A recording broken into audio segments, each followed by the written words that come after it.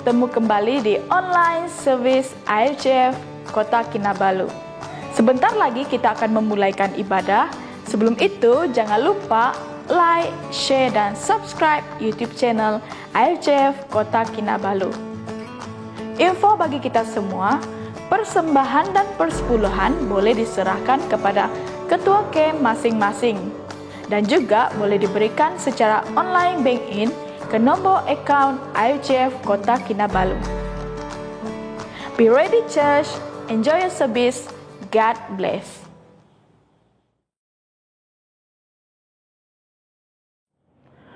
Shalom, saya Imelda Husli dan selamat pagi kepada semua kita yang beribadah secara online pada pagi hari ini.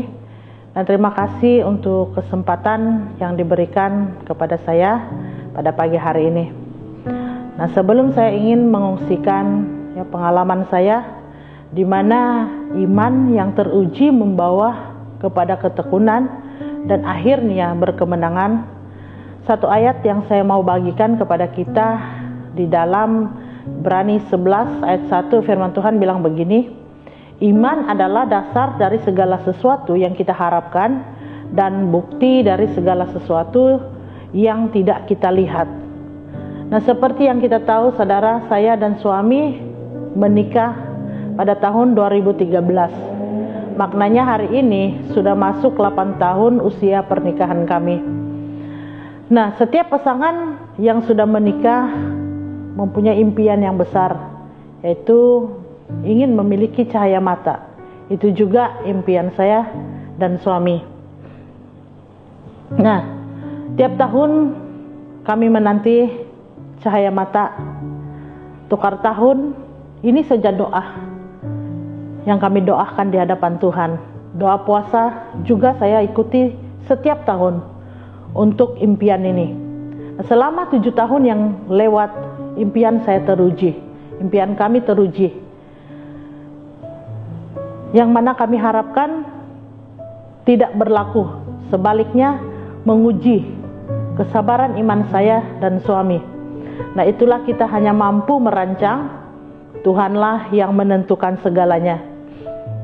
Nah, berbicara tentang cabaran selalu membuat kita lemah, membuat kita sedih, kecewa, putus asa, dan banyak cabaran-cabaran yang mengganggu kehidupan kita. Tapi cabaran selalu menguatkan lagi iman percaya saya kepada Pencipta. Nah, saudara, cabaran yang saya lewati di mana banyak suara-suara sumbang. Tidak perlu saya ceritakan suara-suara sumbang yang saya dengar, tapi saya jadikan itu penguat semangat saya dan iman saya semakin dewasa. Nah, orang bilang mustahil. Orang bilang mustahil inilah, itulah. Dia mandul lah, dia gemuk lah. Susah dapat anak. Tapi semua itu saya dengar, saya telan walaupun pahit. Tapi saya tetap berdoa kepada Tuhan agar kuasanya terjadi ke atas saya.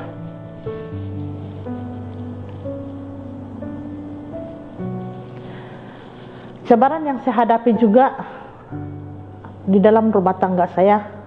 Sebelum saya berpindah tinggal bersama suami, kami tinggal berjauhan. Saya di Kota Kinabalu, dia di Tenom. Kita pasti paham apa situasi yang saya alami saat berjauhan. Jadi untuk punya anak memang mustahil, kan? Akhirnya saya mengambil kata putus. Saya membuat keputusan untuk berpindah dari Kota Kinabalu ke Tenom. Walaupun susah untuk tinggalkan pelayanan, walaupun susah untuk tinggalkan pekerjaan, hanya Tuhan yang tahu perasaan saya ketika itu. Terjadi perubahan total dalam hidup saya. Dari bekerja jadi suri rumah tangga sepenuh masa. Ibadah kalau dulu di Kota Kinabalu senang ada kendaraan. Pernah juga saya jalan kaki. Tapi setelah berpindah tempat ibadah jauh di Keningau, kadang-kadang saya tumpang teman dan selalu naik bus. Tambang bukan 1 ringgit, 2 ringgit, saudara. Kerja tidak ada. Tapi semua dapat saya lewati karena ada Tuhan bersama dengan saya. Nah, bagaimana saya meresponi setiap cabaran yang saya alami di dalam kehidupan saya? Bagaimana saya dan suami meresponi setiap cabaran di dalam pernikahan kami? Memang setiap kita perlu berdoa, tetap percaya, tetap berharap kepada Tuhan. Nah, sepanjang masa menunggu yang panjang, saudara, banyak yang dikoreksi di dalam kehidupan saya secara pribadi. Saya diproses, saya dipulihkan oleh Tuhan. Yang pertama adalah iman. Yang kedua, ketaatan saya kepada Tuhan. Yang ketiga, kesabaran saya teruji. Yang keempat, bagaimana saya harus mengasihi orang yang memperlakukan atau berkata yang tidak baik kepada saya. Dan yang kelima, bagaimana saya harus mengampuni orang, kan, walaupun disakiti. Dan yang keenam, bersyukur dalam apapun keadaan yang saya lewati di dalam kehidupan saya. Nah, sebelum saya mengalami kemenangan, yaitu melihat hasil dari iman saya kepada Tuhan, saya mengalami keguguran pada 11 bulan 8 2019. Hal itu memang menyakitkan saya. Saya nangis, saudara. Tapi di balik hal yang terjadi, saya belajar bersyukur karena saya sebenarnya boleh hamil. Kan saya bersyukur karena saya boleh hamil. Maknanya, saya dan suami bukan seperti yang mereka katakan. Dunia bilang mustahil, tapi bagi Tuhan tidak ada yang mustahil. Amin.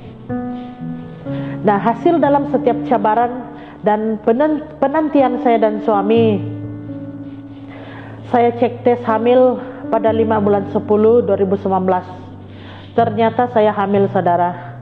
Dan 7 hari bulan 10 2019, saya ke klinik kandungan dan saya sudah masuk 7 minggu kehamilan. Haleluya, besar kuasa Tuhan di dalam kehidupan saya. Nah, dalam proses mengandungkan bayi ini, memang banyak hal yang dikatakan dokter sangat berisiko. Alasannya obesity. Tapi semua yang mustahil Tuhan ubah menjadi hal yang tidak ada satu pun yang mustahil. Berjalan dalam keadaan baik, berjalan dalam keadaan mulus. Dan dipendekkan cerita, akhirnya selama 7 tahun penantian kami menanti, saya selamat melahirkan bayi perempuan saya secara normal pada 20 bulan 5 2020. Dan saya bagi nama atau berikan nama kepada dia Ellen Vania Lizab. Ellen artinya Tuhan menjawab, dan Vania artinya hadiah Allah. Inilah pemberian atau anugerah Tuhan yang terbesar di dalam kehidupan saya dan suami. Nah, hari ini baby girl sudah masuk 2 bulan lebih. Puji Tuhan. Bersyukur karena Tuhan izinkan rahim saya untuk tumpangkan bayi saya. Saudara, kalau saya bertanya kepada kita semua pada pagi hari ini, pasti ramai orang suka kalau yang diterima itu keberhasilan, yang diterima itu mujizat. Kan, yang diterima itu kesembuhan, yang pokoknya berkaitan dengan namanya berkat. Sebenarnya teman-teman, untuk menerima berkat itu kita perlu mengalami ujian-ujian. Kita perlu mengalami pergumulan hidup. Kita perlu mengalami masalah dan tantangan hidup yang berat, yang kadang-kadang tidak mampu kita lewati. Tapi setiap masalah, setiap ujian yang Tuhan izinkan, yang Dia izinkan hadir di dalam hidup saya dan saudara, mengajar kita untuk tetap sabar, sehingga menghasilkan ketekunan di dalam iman kita, agar setiap kita memiliki iman yang dewasa dan matang. Yakobus 1 ayat 3 firman Tuhan bilang begini, sebab kamu tahu bahwa ujian terhadap imanmu itu menghasilkan ketekunan. Akhir dari saya, saudara, mari kita sama-sama pelihara iman yang ada pada kita, berharap dan tetap percaya janji Tuhan pasti iya dan amin. Tidak lupa saya mau mengucapkan ribuan terima kasih atas kata-kata semangat dan doa-doa kita semua, terutamanya para leader dan jemaat Tuhan, baik TFCF Kota Kinabalu ini dan ECF Keningau, dan Tuhan memberkati.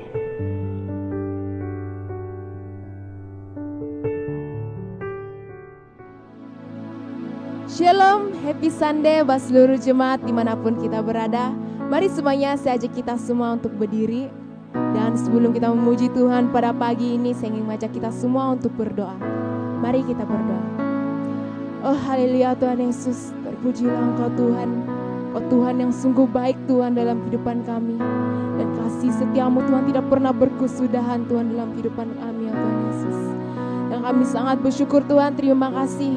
Dan Engkau sudah menyertai kami di sepanjang minggu ini Tuhan. Maupun yang bersekolah, maupun yang bekerja, maupun yang melakukan setiap aktiviti mereka Tuhan sepanjang minggu ini Tuhan Yesus. Terima kasih Tuhan buat penyertaan-Mu Tuhan Yesus.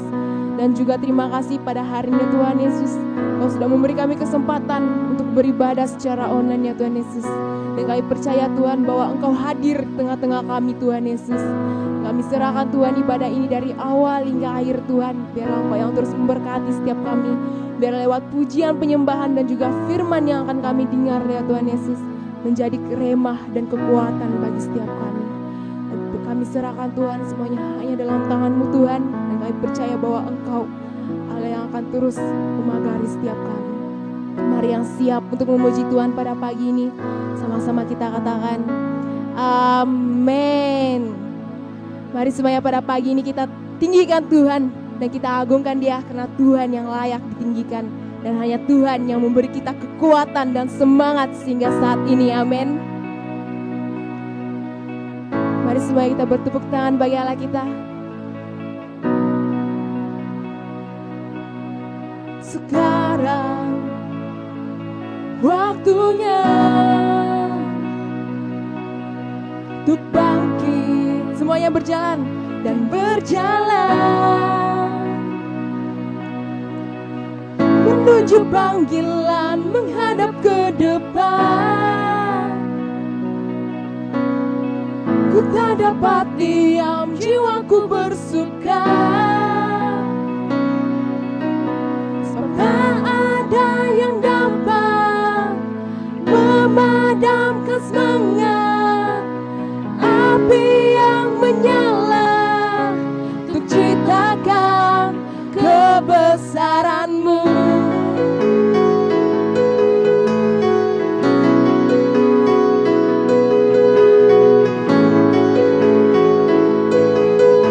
Mari semuanya kita bersama-sama bersatu pada pagi ini. Marilah bersatu kita beritakan firman-Nya. Beritakan firman-Nya. Bersama berlari sampai ke tujuan. Menari memuji, jiwa diselamatkan.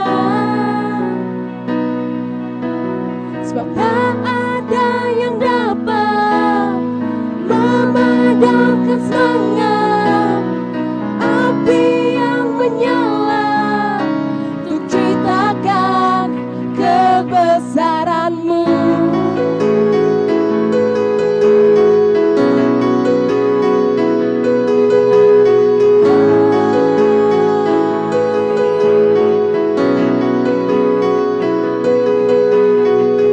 Sampai seluruh bumi mendengar, Yesuslah Tuhan yang bangkit dan hidup, bangsa-bangsa mengaku. Katakan sampai seluruh bumi mendengar, Yesuslah Tuhan yang bangkit dan hidup, bangsa-bangsa mengaku. Sampai seluruh bumi mendengar, Yesuslah Tuhan yang bangkit dan hidup, bangsa-bangsa mengaku kebesaran-Mu.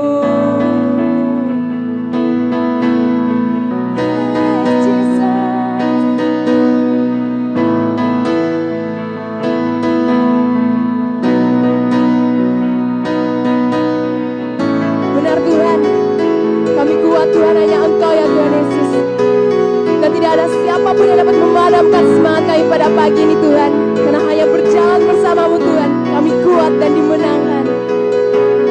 Tak ada yang dapat memadamkan semangat api yang menyala untuk ceritakan kebesaran. Tak ada yang dapat memadamkan semangat api yang menyala untuk ceritakan kebesaran-Mu.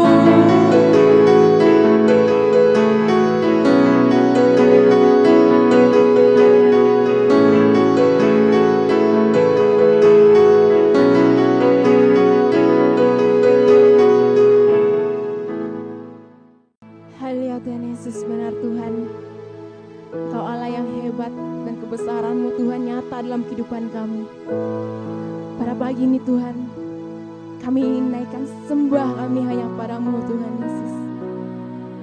Dan pada pagi ini saya mengajak seluruh jemaat, apapun yang menjadi persoalan pergumulan setiap kita pada pagi ini, mari kita datang kepada Tuhan. Karena hanya bersama Tuhan kita tenang. Nah, hanya bersama Tuhan kita dikuatkan. Mari semuanya naikkan sembah kita. Yes Jesus. Oh Jesus.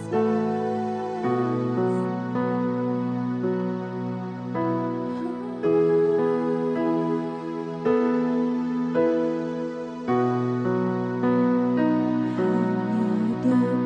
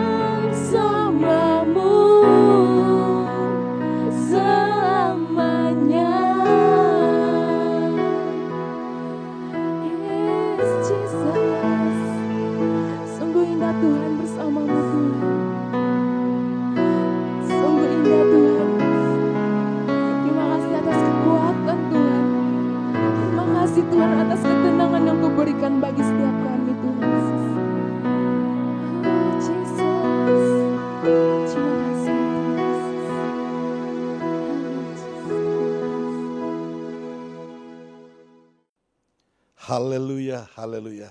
Salam Bapak Ibu, saudara-saudara semua. Apa kabar pada pagi hari ini? Kita bersyukur kepada Tuhan atas pimpinan dan pertolongan Tuhan dalam kehidupan kita sepanjang minggu yang sudah kita lewati bersama-sama. Nah, pagi hari ini saya tidak kesorangan. Di sini saya ditemani oleh Nora dan juga pembantu Pastor Merisia. Dan saya percaya pagi hari ini kita bisa menikmati fellowship bersama-sama di dalam anugerah dan kemurahan Tuhan yang dicurahkan dalam kehidupan setiap kita. Mari pagi hari ini sebelum kita mulakan ibadah kita, mari saya ajak kita bersama-sama kita berdoa, kita buka hati kita untuk mengalami kemurahan Tuhan pada pagi hari ini. Mari kita berdoa bersama-sama. Bapa kami yang di sorga, pagi hari ini kami bersyukur kehadirat-Mu ya Tuhan, atas kebaikan, pertolongan Tuhan dalam kehidupan kami.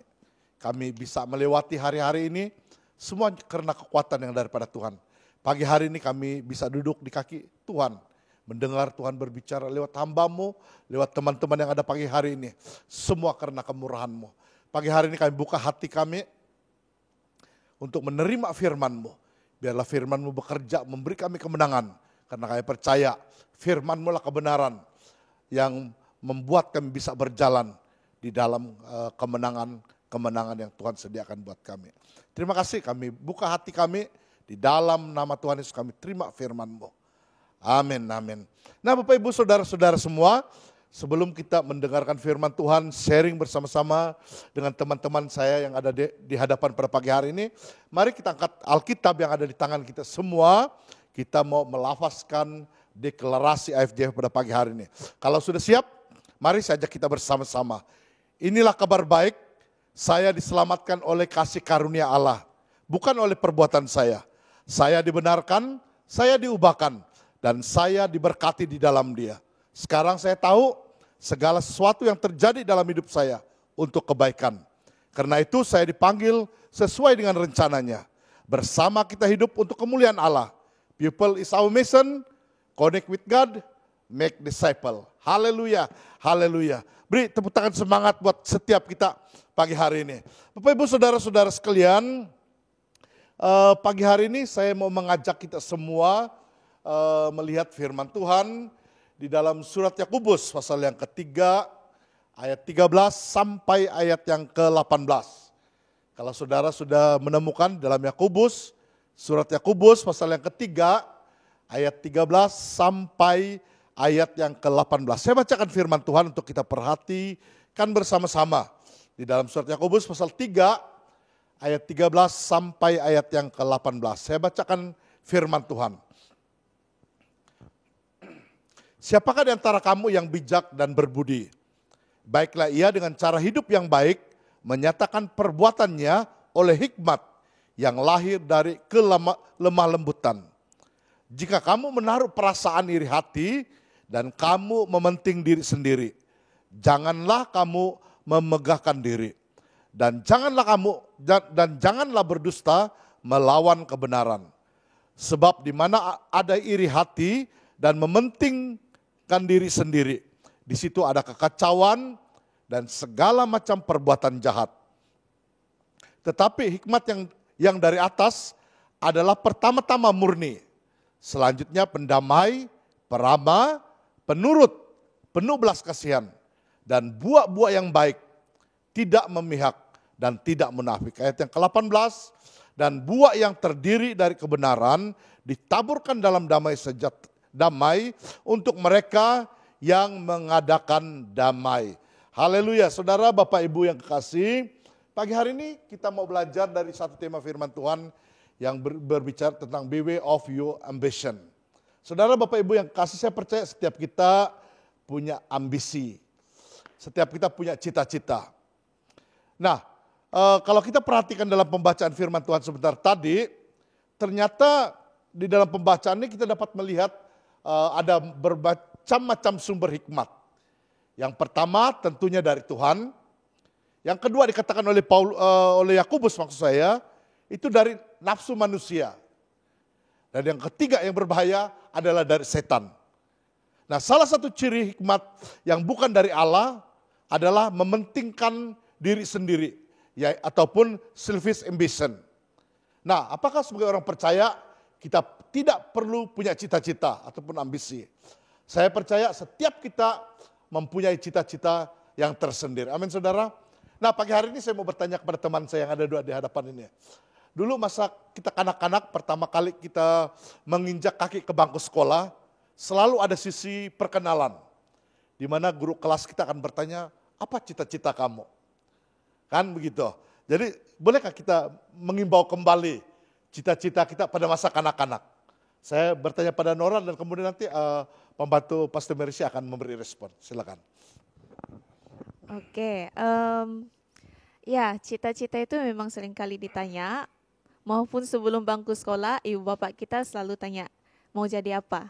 Dan ketika di bangku sekolah itu, seingat saya di sekolah rendah itu saya memang mau jadi cikgu, dokter dan juga superwoman. Saya mau jadi itu. Sejalan dengan waktu, cita-cita saya berubah dan makin bertambah. Itu superwoman hilang, tapi bertambah dengan jururawat pula. Padahal sama juga dengan dokter kan. Ya, itulah cita-cita saya. Pembantu Mercy pula.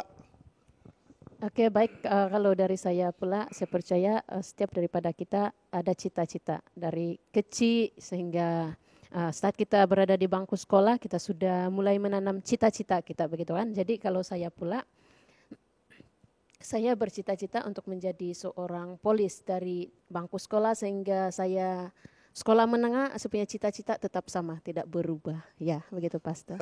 Puji Tuhan, oke baik, terima kasih. Nanti kita akan teruskan pertanyaan-pertanyaan dengan doa sahabat kita ini. Tapi pagi hari ini saya ingin mengimbau kepada kita tentang seorang pribadi yang namanya Absalom, seorang putra raja. Sudah tahu Absalom adalah seorang putra raja yang gagah.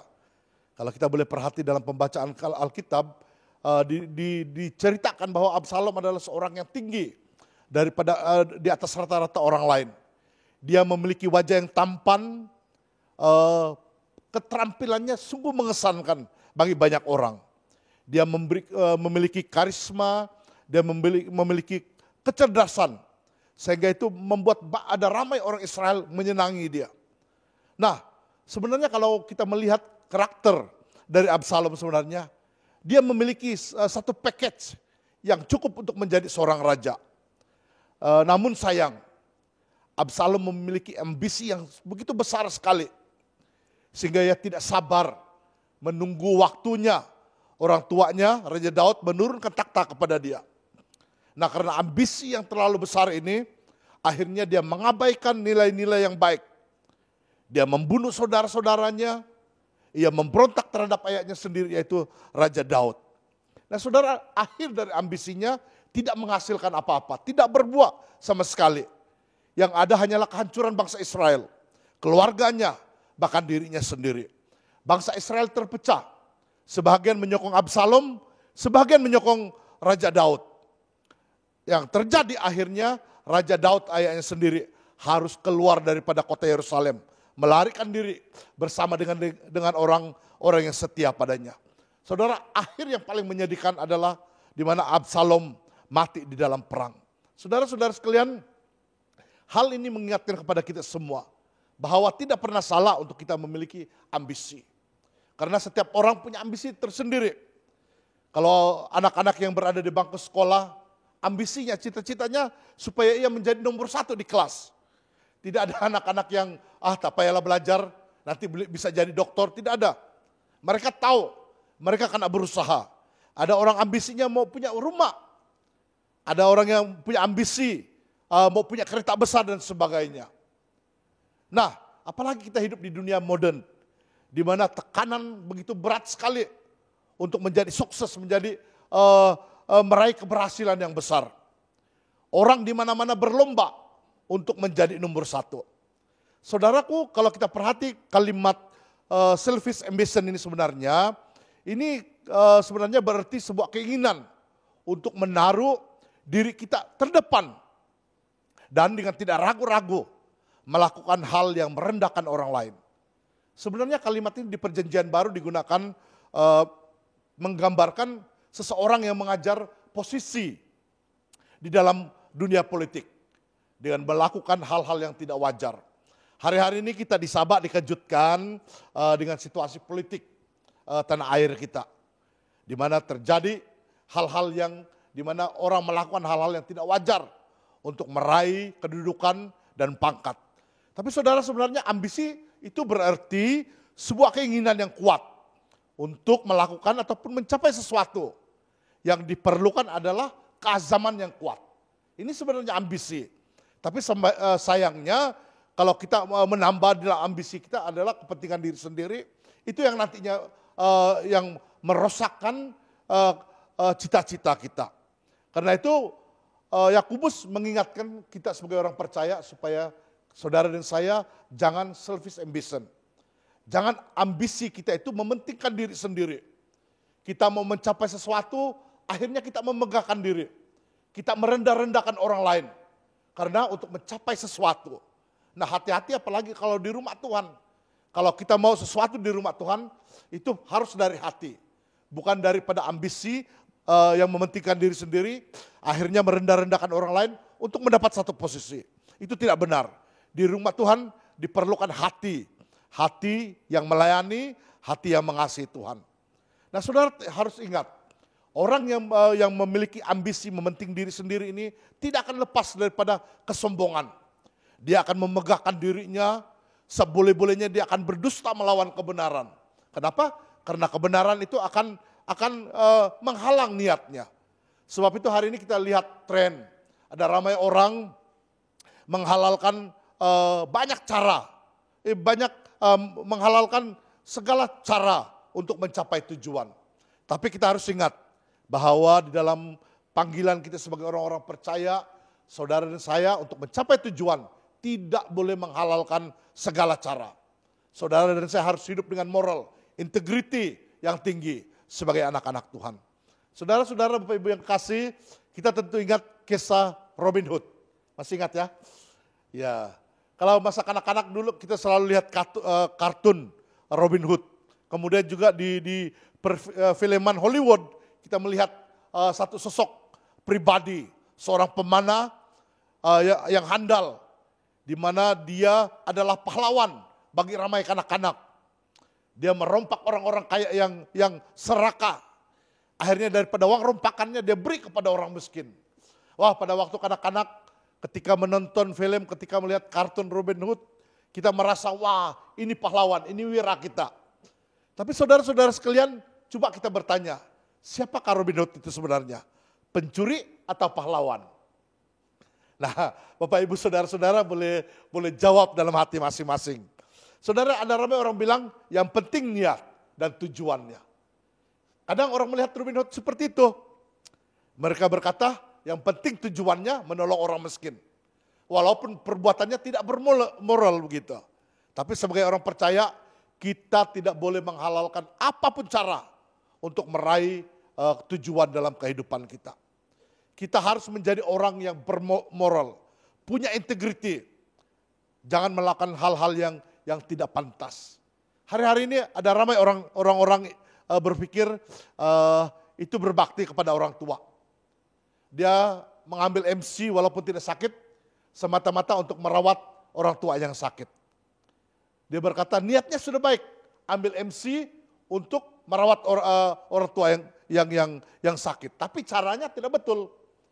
Karena ambil MC dengan alasan karena sakit, tapi katanya tujuannya baik untuk merawat orang tua. Tapi perbuatannya tidak bermoral. Nah, sebagai orang percaya, hati-hati. Jangan menghalalkan segala cara untuk sebuah tujuan. Nah, sebagai orang percaya, saudara dan saya perlu hidup dengan integriti yang tinggi, moralitas yang tinggi. Kita menjadi orang percaya yang harus hidup dalam prinsip-prinsip yang benar, yaitu prinsip-prinsip firman Allah. Saudara, kalau kita menghalal segala cara untuk meraih sesuatu, itu sama saja kita tidak percaya kepada Tuhan. Itu sama saja kita tidak mengakui tentang pemeliharaan kekuasaan Tuhan dalam kehidupan kita. Ingat, ambisi, cita-cita tidak boleh melanggar prinsip kebenaran kerajaan Allah. Amin saudara. Oke, baik. Pagi hari ini saya ingin bertanya kepada kedua teman saya. Saya sudah berbicara panjang lebar dan saya sekarang ingin bertanya kepada teman-teman saya. Saya percaya apa yang mereka kongsikan nanti bisa menjadi berkat, bisa memberi motivasi untuk teman-teman kita yang ada di IFJF Kota Kinabalu dan beberapa tempat yang lain. Pertanyaan pertama saya kepada pembantu Pastor Merisia. Oke, saya tahu Anda adalah seorang pelayan Tuhan full time di rumah di dalam gereja, tapi Anda juga seorang pengusaha. Oke, bagaimana Anda membangun cita-cita Anda itu supaya usaha dan juga pelayanan Anda itu memuliakan Tuhan. Maksudnya bagaimana Anda membangun kedua-duanya secara serentak begitu. Silakan. Oke, baik. Sekali lagi shalom, selamat pagi kepada kita semua seluruh jemaat Tuhan. Nah, pada pagi hari ini saya juga sangat diberkati lewat daripada perkongsian firman Tuhan pada pagi hari ini, di mana Tuhan yang akan membawa kita itu keluar dari kesilapan untuk mencapai cita-cita kita. Jadi saya percaya setiap daripada kita pasti ada keinginan kan, pasti ada keinginan, ada impian, ada cita-cita yang ingin kita capai. Seperti saya sendiri, seperti soalan tadi, cita-cita saya sebagai orang yang percaya ketika membangun bisnis pasti sama dengan Anda semua yang ada di luar sana adalah mau berjaya. Ya kan, dalam bisnis, mau berjaya dalam bisnis, di mana kami juga mau berhasil membangun bisnis kami bermula dari bisnis kecil-kecilan sehinggalah menjadi bisnis yang besar, di mana kami saat ini sedang mengusahakan bisnis yang kami namakan pisang goreng Gonia. Ya, jadi kami punya bisnis ini dapat dikenali ramai, itu pastinya mau dikenali ramai, banyak sambutan daripada pelanggan-pelanggan kami sehingga ada hasil dari apa yang kami usahakan saat ini. Nah, contohnya berkembang menjadi sebuah cafe begitu. Nah, karena ini juga adalah satu impian kami mempunyai satu cafe. Nah, itu tujuan kami ini jelas daripada, maksudnya jelas di sini kami ada tujuan dari bisnis kecil-kecilan sehingga menjadi bisnis yang besar. Jadi jalan kami itu ada satu tujuan yang jelas begitu untuk mengusahakan satu bisnis sehingga menjadi bisnis yang sukses. Nah, dan yang kedua di sini sebagai orang percaya dalam membangun kerajaan Allah, di dalam bisnis ini adalah seperti yang Pastor kongsikan, kami juga tetap mementingkan nilai-nilai yang tidak mementingkan keuntungan diri sendiri. Di mana seperti yang dikatakan tadi, selfish ambition, kan, selfish ambition, di mana kami juga tetap mengamalkan nilai-nilai murni yang bermaksud kami mempunyai motivasi yang tepat dalam membangun bisnis dan juga bersih dari kesalahan. Contohnya di sini yang saya boleh ambil, bersih dari kesalahan sebagai orang percaya, Nah, setiap hari ini kami pasti mendapat keuntungan. Setiap bisnis pasti mendapat keuntungan. Dan setiap hari itu juga saya sebagai orang percaya harus mengasingkan 10% daripada keuntungan yang saya dapat pada hari itu. Ya, berkat yang Tuhan sediakan pada hari itu saya harus asingkan 10% gitu. Nah, walaupun berkat itu sedikit, kami tetap komitmen dan setia karena kami percaya janji berkat Tuhan itu sangat jelas bagi orang-orang yang percaya, kan gitu. Nah, di mana Dia yaitu Tuhan itu akan membukakan tingkap-tingkap langit dan juga mencurahkan berkat kepada kami sampai berkelimpahan. Itu sangat jelas di dalam Maliakit 3 ayat 10. Nah, dan semua itu pasti terjadi ketika kami setia melakukan hal-hal yang kecil. Haleluya, puji Tuhan. Saya percaya bahkan saya melihat di WhatsApp, di Facebook juga ya, di promosi pisang goreng apa tadi itu? Gonia, ya. Oke, kita mau bertanya kepada Nora sebagai next gen di gereja kita. Oke, bagi Anda baru menyelesaikan studi di salah satu university di Sabah ini. Nah, pertanyaannya sederhana supaya itu bisa memotivasi ramai next gen yang ada di luar sana. Nah pertanyaan saya bagaimana Anda menggunakan hikmat dari Tuhan dalam menggapai cita-cita sehingga itu bisa memuliakan nama Bapa yang di sorga. Silakan ya. Oke, thank you Pastor untuk soalannya.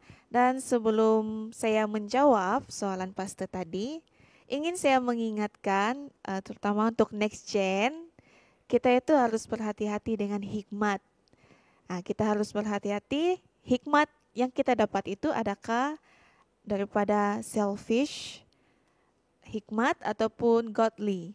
Oke, jadi apa yang saya lakukan apabila saya menerima hikmat itu untuk menggapai cita-cita saya adalah saya menjadi pelaku firman dan bukan pendengar sahaja. Nah, di dalam Yakobus 1 ayat 22 ada mengatakan, tetapi hendaklah kamu menjadi pelaku firman dan bukan hanya pendengar sahaja. Sebab jika tidak demikian, kamu menipu diri sendiri. Nah, di situ sudah menyatakan bahwa hendaklah kamu menjadi pelaku firman. Jadi, terutamanya untuk next gen, kita itu berkembang sebagai pelakunya firman itu sudah merupakan package untuk menggapai cita-cita kita. Kalau difikir-fikirkan, lebih baik kita menjadi pendengar saja, sebab mudah. Tapi menjadi pelaku ini dia agak complicated kalau diikutkan. Tapi kalau kita mau menggapai ambisi yang menyenangkan hati Bapa itu, kita harus melakukan apa yang dikehendakinya. Jadi sampai saat ini juga saya masih belajar dan tetap belajar untuk menjadi pelaku firman. Jadi saya ingin berkongsi di sini. Saya ambil masa untuk berkongsi di mana selama beberapa tempo yang lalu dan juga selama pandemik pada saat ini, saya itu seringkali mendapat panggilan dan juga chat daripada teman-teman dan juga anak-anak muda, di mana saya sangka cuma chat untuk tanya bagaimana keadaan, kondisi pada saat ini. Tapi mereka chat itu meluah. Mereka meluah di mana mereka meluah tentang pekerjaan, mereka meluah tentang persekolahan. Macam kita tahu, pandemik telah membuat banyak sekolah tutup. Jadi banyak student yang tidak belajar di rumah saja, dan juga ada yang meluah tentang relationship. Nah, apa yang saya lakukan saat itu bukan hanya menjadi good listener, tapi juga saya encourage mereka melalui firman-Nya Tuhan. Nah, di situ saya belajar menjadi pelakunya firman Tuhan. Nah, jadi kita next gen yang ada di sana, saya mendorong kita semua untuk melakukan dan jangan hanya menjadi pendengar saja. Nah, yang kedua yang saya lakukan juga adalah menjaga perkataan saya. Di mana kita tahu generasi pada saat ini sangat cepat beradaptasi dengan keadaan-keadaan pada saat ini. Dan juga sangat cepat terpengaruh dalam perkataan juga. Jadi ini adalah hal yang patut dijaga. Karena words are powerful, di mana perkataan ini boleh merosakkan karakter kita, boleh juga merosakkan segala yang sudah kita bina bertahun-tahun. Karena perkataan ini boleh membangun dan juga boleh merosakkan. Jadi yang saya lakukan itu adalah sebaik-baiknya berwaspada dengan setiap apa yang kita katakan. Dan yang ketiga, lakukan setiap ambisi kita itu sebagai fungsi pelayanan, di mana melayani Tuhan dan juga melayani sesama, supaya hidup kita dalam bimbingannya dan pasti selfish ambition dalam hidup kita itu akan dibuang. Ya, itu yang saya lakukan, Pastor. Oke, terima kasih Nora untuk perkongsian. Saya percaya itu bisa memberi motivasi, memberi satu gelakan untuk next gen yang ada di gereja kita. Kembali saya mau bertanya kepada pembantu Pastor Merisya berkaitan dengan cita-cita lah. Kalau kita perhatikan ada ramai orang berhasil meraih cita-cita, tapi tidak sedikit juga walaupun mereka berhasil, tapi ada ramai yang mengalami kehancuran. Maksudnya mereka terperangkap di balik cita-cita mereka. Nah, boleh Merisya kongsikan sesuatu bagaimana sebetulnya orang percaya itu supaya dengan cita-cita tidak memerangkap hidup kita sehingga kita tidak bisa menghasilkan buah. Oke, baik, silakan. Oke, baik, terima kasih sekali lagi. Nah, bagi pandangan saya, cita-cita yang hanya fokus kepada kepentingan diri sendiri, yang dikatakan tadi yaitu selfish ambition, itulah yang memerangkap hidup orang-orang percaya sehingga mereka itu tidak dapat berhasil dan juga berbuah. Nah, karena kita tahu selfish ambition ini bukanlah hikmat yang diberikan Tuhan, melainkan dari dunia dan juga nafsu manusia semata-mata, dan juga dikatakan dari setan-setan. Ini sangat jelas di dalam Yakobus 3 ayat 15 tadi. Nah, karena kita tahu hasil dari nafsu kedagingan manusia ini akhirnya akan memusnahkan, akhirnya akan menjatuhkan kita, akhirnya memusnahkan segala impian kita kan. Nah, nafsu manusia, kedagingan kita ini banyak sekali. Seperti yang Pastor sebutkan tadi, ada yang mau banyak duit, ada yang mau keretanya mewah, rumahnya mewah, dan banyak lagi gitu. Nah, sehingga kita lupa untuk berhikmat, mengatur segala keuangan yang Tuhan percayakan kepada kita, dan untuk mengatur bagi mencukupkan hidup kita. Dan mungkin Tuhan mempercayakan keuangan itu untuk meningkatkan bisnis kita. Nah, jadi orang yang terperangkap untuk berhasil dan berbuah itu harus mungkin kurang hikmat ya, Pastor. Mungkin itu pandangan dari saya. Ya, sekian. Yang memiliki hikmat daripada Tuhan ya. Oke. Karena saya percaya bahwa sebagai orang percaya kita diberkati untuk bisa jadi berkat ya. Karena itu adalah firman Tuhan. Oke, yang terakhir saya mau bertanya kepada Nora mengenai ciri seperti apakah yang kita perlukan lah supaya kita punya ambisi, cita-cita kita itu tidak mementingkan diri sendiri. Baik, silakan. Oke, ya ciri-ciri apa yang kita perlukan. Sebelum itu saya ingin mengingatkan lah di sini, terutamanya dengan next gen juga, Pastor, di mana selfish ambition itu tidak akan mampu mengerjakan kebenaran di hadapan Tuhan. Jadi apa yang kita harus miliki itu adalah satu, kita itu mesti tahu keterbatasan diri kita. Kenapa? Kita itu manusia yang berdosa. Dan karena dosalah hikmat itu mengalami kerosakan. Jadi untuk membetulkan itu semula adalah kita harus percaya kepada Tuhan dan juga hanya hikmat daripada Tuhan yang dapat memulihkan. Dan tanpa pembenaran juga kita tidak akan mampu melihat segala sesuatu dari sudut pandangnya Tuhan. Dan pastinya yang kedua ini yang diperlukan adalah rendah hati. Nah, di dalam Amsal 11 ayat 2, di mana saya memetik dari ayat ini, Pastor, yaitu jikalau keangkuhan tiba juga cemooh, tetapi hikmat ada pada orang yang rendah hati. Nah, jadi saya sudah jelaskan tadi di dalam soalan yang pertama tadi, yaitu menjaga perkataan. Nah, kata-kata dan juga perbuatan itu memiliki kekuatan untuk menghancurkan atau membangun. Dan kata-kata kita itu akan tergantung pada hubungan kita dengan Allah. Jadi hati kita akan memancar ke dalam kata-kata. Dengan itu, dengan bersikap rendah hati di hadapan Tuhan itu, kita akan diajar sendiri oleh Tuhan.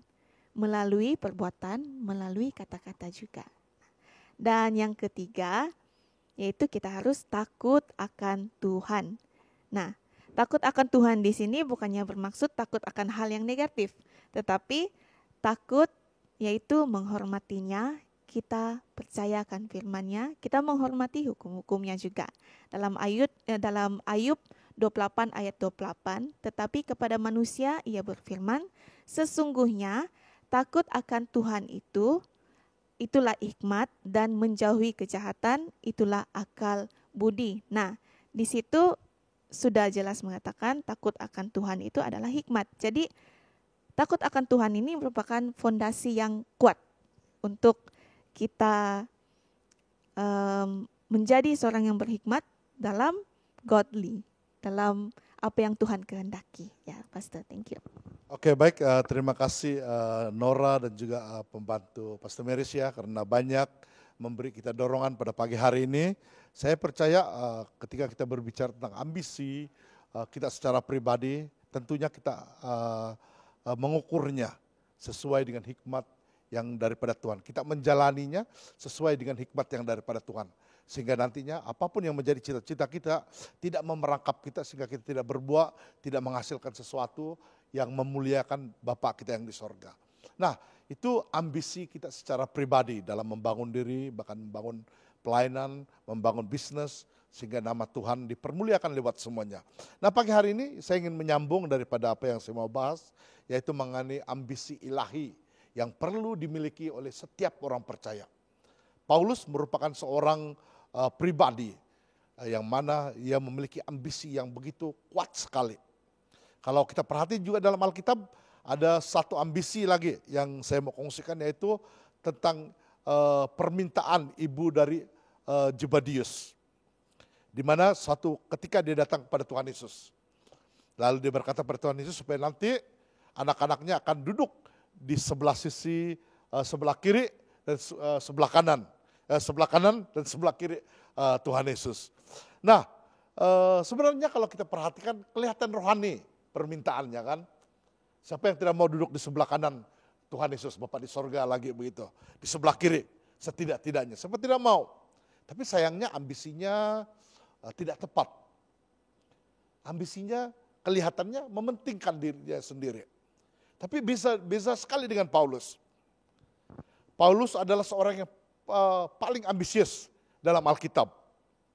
Ia pergi kemana-mana negara. Dia menulis begitu banyak surat. 2/3 dalam kitab perjanjian baru ditulis oleh Paulus. Dia bukan seorang pribadi yang lemah. Dia bekerja keras untuk meraih ambisinya. Nah, pagi hari ini saya mau kongsikan ambisi yang dimiliki oleh Paulus. Yang pertama itu ambisi pertamanya adalah untuk menyenangkan hati Tuhan. Di dalam 2 Korintus 5 ayat 9 dikatakan seperti ini. Sebab itu jika kami berusaha, baik kami diam di dalam tubuh ini maupun kami diam di luarnya, supaya kami berkenan kepadanya.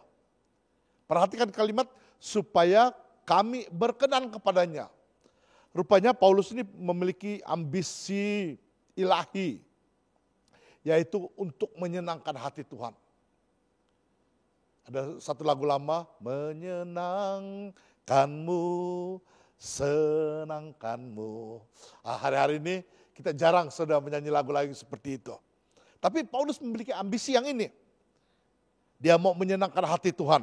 Sebab itu kalau kita melihat dalam Roma 12 ayat 1 dan 2, Paulus menulis, karena itu saudara-saudara, demi kemurahan Allah, aku menasihatkan kamu supaya kamu mempersembahkan tubuhmu sebagai persembahan yang hidup, yang kudus, yang berkenan kepada Allah. Itulah ibadahmu yang sejati. Ayat yang kedua, Paulus berkata, janganlah kamu menjadi serupa dengan dunia ini, tapi berubahlah oleh pembaharuan budimu, sehingga kamu dapat membezakan manakah kehendak Allah, apa yang baik, yang berkenan kepada Allah, dan yang sempurna. Paulus menitik beratkan sesuatu yang berkenan kepada Allah. Lewat daripada kehidupan kita, Paulus mau supaya kita memberi hidup kita ini. Jangan seperti persembahan yang bercecat. Tapi Paulus berkata satu persembahan yang menyenangkan hati Tuhan, berkenan kepada Tuhan. Saudara, Bapak Ibu yang kasih, mari saya ajak setiap kita. Di tengah-tengah kita berusaha untuk membangun kehidupan kita secara pribadi, membangun studi kita, membangun bisnis kita. Jangan lupa, yang pertama dan terutama dalam hidup kita adalah Yesus. Tuhan yang harus kita senangkan. Coba kita bertanya hari-hari ini, dalam kita membangun bisnis kita, apakah hati Bapa di sorga disenangkan? Atau kita menghalalkan segala cara untuk meraih keuntungan. Karena ada orang begitu yang tidak mengenal Tuhan. Kan begitu mereka berhasil, tapi perbuatan mereka tidak menyenangkan hati Tuhan. Anak-anak yang belajar, next gen yang ada di bangku sekolah. Apakah melalui pendidikan Anda menyenangkan hati Bapak kita yang di sorga? Lewat pembelajaran Anda.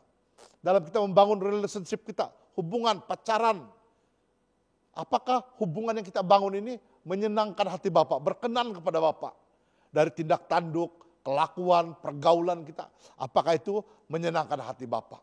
Ini harus menjadi pertanyaan dalam kehidupan kita semua. Apakah hidupku ini menyenangkan hati Bapa? Apakah yang kulakukan ini Bapak dipermuliakan ataupun tidak? Nah yang kedua, ambisi Paulus yang kedua adalah untuk menyebarkan Injil di mana Injil itu belum pernah didengar.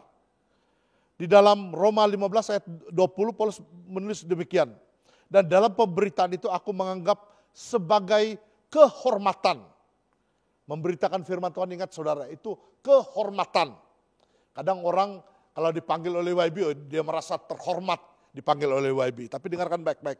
Dalam memberitakan firman Tuhan itu satu kehormatan. Bahwa aku tidak melakukan di tempat-tempat di mana nama Kristus telah dikenal orang. Supaya aku jangan membangun di atas dasar yang telah diletakkan oleh orang lain. Paulus punya satu ambisi yang begitu kuat dalam dirinya. Untuk dia pergi memberitakan Injil. Di tempat di mana nama Yesus belum dikenal oleh orang. Ini sebuah keinginan yang perlu ada dalam setiap hidup kita. Kita bangun pagi, kita berdoa supaya Tuhan pakai hidup kita ini jadi berkat. Mungkin ada antara orang-orang teman-teman, rekan sekerja, rekan sekolah kita yang mungkin belum pernah mendengar nama Yesus. Inilah kesempatan untuk kita menabur benih firman Allah. Ingat, itu satu kehormatan. Pemberitaan firman Tuhan, memberitakan firman Tuhan, itu satu kehormatan yang terbesar yang Tuhan berikan buat setiap orang percaya dalam kehidupan ini. Karena itu, mari kita punya ambisi yang seperti itu. Bezakan, Ibu Zebedius meminta supaya anaknya duduk di sebelah kanan dan sebelah kiri. Tapi ambisi Paulus bukan demikian. Ambisinya untuk Tuhan. Yaitu supaya orang lain yang belum pernah mengenal nama Tuhan akan mendengar nama Tuhan. Yang dikatakan oleh Alkitab di bawah kolong langit ini tidak ada satu nama pun yang diberikan kepada manusia yang olehnya manusia diselamatkan. Amin saudara. Nah Bapak Ibu saudara-saudara sekalian, kita sudah berbicara banyak mengenai cita-cita. Saya berdoa biarlah lewat firman Tuhan, lewat perkongsian dua teman ini bisa memberi kita motivasi, bisa memberi kita dorongan supaya kita memiliki ambisi yang berkenan kepada Tuhan. Cita-cita kita itu tidak mementingkan diri sendiri. Sehingga kita menghalal segala cara untuk meraih keuntungan. Saudara, mari kita membangun ambisi di mana ambisi kita itu berkenan kepada Tuhan.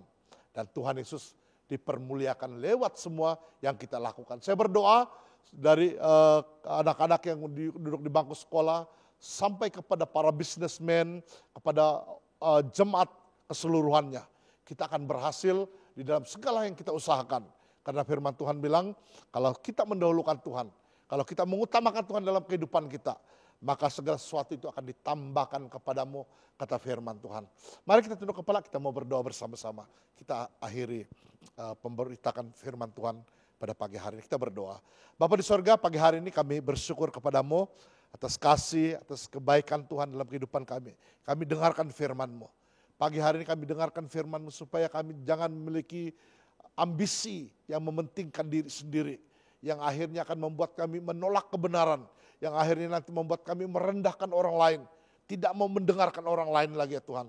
Tapi beri kami ambisi yang memuliakan nama-Mu. Biarlah cita-cita yang kami sedang kejar ini, itu bisa memuliakan nama Bapa yang di sorga, sehingga Tuhan ditinggikan lewat segala sesuatu yang kami lakukan. Terima kasih Bapa untuk pagi hari ini, kami bersyukur kiranya firman-Mu tertanam di hati kami, dimanapun kami berkarya, dimanapun kami melakukan bisnis, dimanapun kami sedang belajar, nama Yesus dipermuliakan lewat seluruh keberhasilan kami. Terima kasih Bapak untuk firman-Mu, Roh Kudus menanamkan firman-Mu di hati sanubari bahkan di pikiran kami, sehingga firman itu memberi kami kemenangan, karena firman-Mu adalah kekuatan buat setiap kami. Terima kasih Bapak, kami berdoa dalam nama Tuhan Yesus. Haleluya. Amin, amin. Baik, terima kasih Nora dan pembantu Pastor Merisia untuk kesudian dalam mengungsikan firman Tuhan pagi hari ini. Tuhan memberkati kalian berdua. Terima kasih Bapak Ibu Saudara-saudara sekalian, sampai kita bertemu lagi dalam ibadah-ibadah yang kita sudah sepakati bersama. Tuhan Yesus memberkati. Shalom semua, kita pasti diberkati dengan firman Tuhan dan kesaksian yang kita dengarkan bersama-sama sebentar tadi. Pagi ini saya akan menyampaikan pengumuman untuk kita semua. 10 dan 11 Agustus merupakan pelatihan penginjilan dengan kuasa oleh Pendeta Abraham Yuwono pada jam 7.30 malam. Spesial buat kita semua, pada 12 Agustus ini kita akan bersama-sama dengan Pastor Fendi Supriyogi dari IFCF Surabaya yang akan memberikan pembelajaran tentang pelayanan TYC di masa pandemik dan kepentingannya. Save the date, jam 7 malam.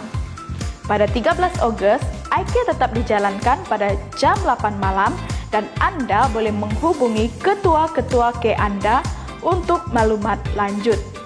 Begitu juga ICF Pray pada 14 Agustus jam 8 malam.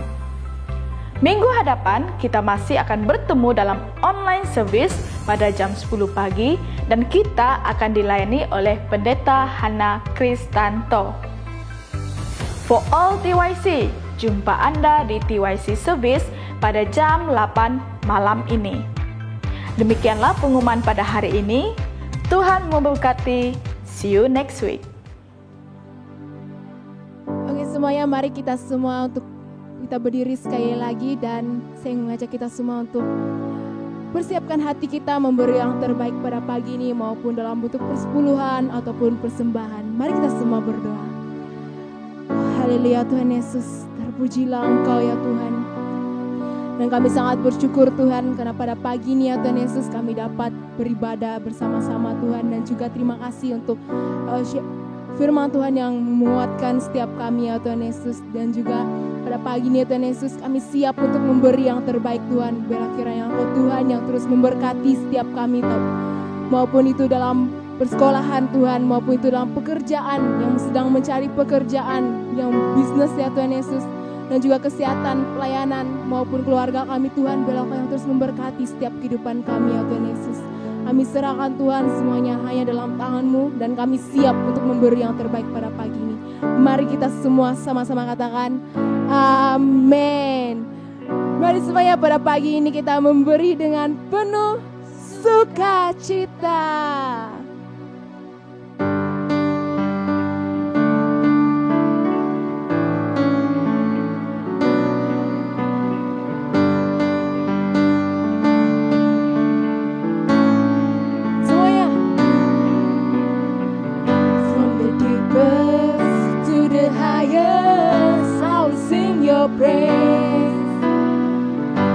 Surrounds me, stand before me, so I'll sing your praise. Ooh, oh,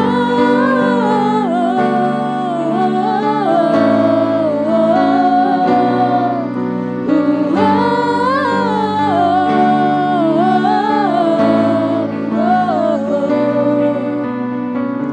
from the deepest to the highest, I'll sing your praise.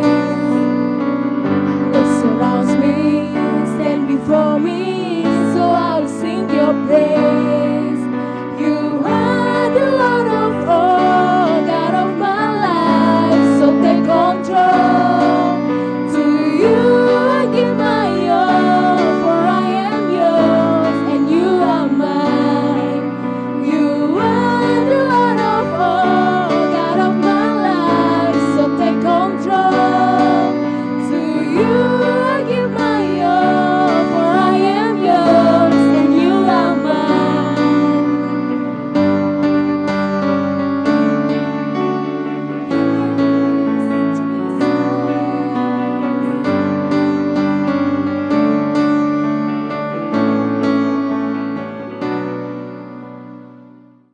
Haleluya, puji Tuhan. Untuk mengakhiri ibadah kita pada pagi hari ini, kita bersyukur kepada Tuhan. Mari saya ajak seluruh jemaat Tuhan, kita mengangkat tangan kita bersama-sama. Kita mau menerima berkat daripada Allah Bapa kita yang di sorga. Bapa di sorga, terima kasih buat ibadah kami pagi hari ini. Kami boleh memuji nama-Mu, kami boleh menyembah Engkau. Kami boleh memberi bahagian daripada keuangan yang Tuhan telah berkati dalam kehidupan kami. Bapak terima kasih juga buat firman-Mu yang menyegarkan kami, yang memberi kami pengertian untuk kami bisa menyenangkan hati Bapak lewat daripada cita-cita kami semua. Saudaraku yang kasih dalam Tuhan Yesus Kristus, kiranya sepanjang minggu ini, ke depan ini, berkat pertolongan Tuhan akan terus mengiringi kehidupan-Mu. Apapun tantangan yang ada di hadapan, Engkau bisa gagahi karena Engkau memiliki iman kepada Allah yang hidup. Allah yang menjadi sumber kekuatanmu. Engkau tidak akan mudah merasa kecewa. Engkau akan tetap menjadi orang yang begitu kuat mengguluti semua cabaran yang ada di hadapan. Karena Tuhan beserta kita adalah Immanuel. Terima kasih Bapa di sorga. Saudaraku yang kasih dalam Tuhan Yesus Kristus, pulanglah dan terimalah berkat daripada Allah Bapa, kasih dan cinta daripada Tuhan kita Yesus Kristus. Persekutuan dengan Roh Kudus memimpin kita, menolong kita sampai Maranatha, Tuhan datang kedua kalinya. Yang percaya, terima berkat Tuhan, kita katakan sama-sama, amin, amin, amin. Tuhan memberkati semuanya. Selamat hari Minggu semua, Tuhan berkati.